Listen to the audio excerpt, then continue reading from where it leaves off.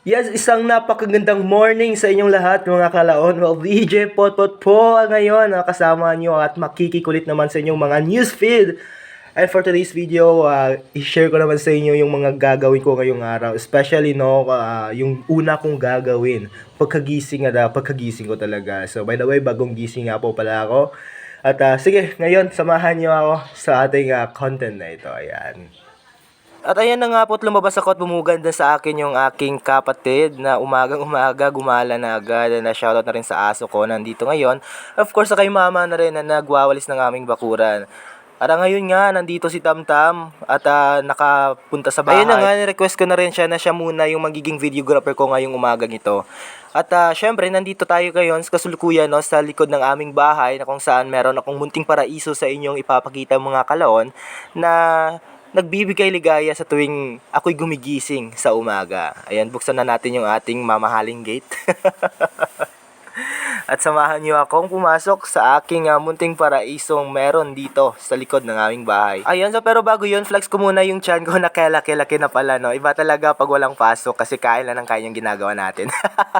At ngayon nga ho, nakikita nyo na sa aking harapan yung mga lalagyan ko ng aking mga mumunting mga isda, no? Mga goldfish na kinokolekta at ginagawa ko na ring libangan sa tuwing wala akong ginagawa. So, syempre, stress reliever na rin, lalong-lalo na't nag-aaral tayo, di ba? Ayun nga po, sinunod na ako ng aking videograph pero pang ipakita ko sa inyo yung mga tinatago na mga kayamanan na meron ako dito ngayon. At nakikita nyo nga ako sa aquarium na aking kinatatayuan, meron po tayo dyang mga Asian's box turtle. Ayan. Hindi ko nga po pala nalilinis pa yung aking mga pagong sapagkat pinakain ko po ito kagabi ng manggang hinog.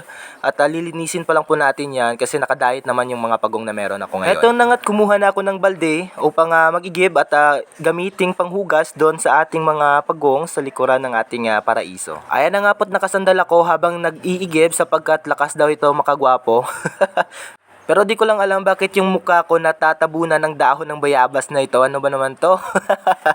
At heto na nga't nilinisan ko na ang aking mga pagong upang sa gayon ay maging preska naman yung kanilang mga pakiramdam. At kinuha ko na nga rin yung mga dahon sa loob para hindi magmukhang makala. Ayan na nga mga kalaon at malinis na sila. Subalit hindi ko muna sila papakainin ngayong araw upang madigest na nga muna yung kinain nila kagabi. Ayan na nga mga kalaon na PO1 po yung ginagamit kong pagkain na pinapakain ko po sa aking mga isda. At nabili ko nga po to sa isang tindahan sa bahay na nagtitinda ng mga pagkain ng mga hayop na minsan ko nang inisip na kainin ko na nga kaya to.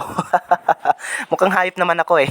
Ay nga po't papakainin ko na at binilsan na rin natin yung ating video at baka mangawit na rin sa kakahawak yung ating videographer at baka magalit dahil hindi pa ito nakapag-almusal.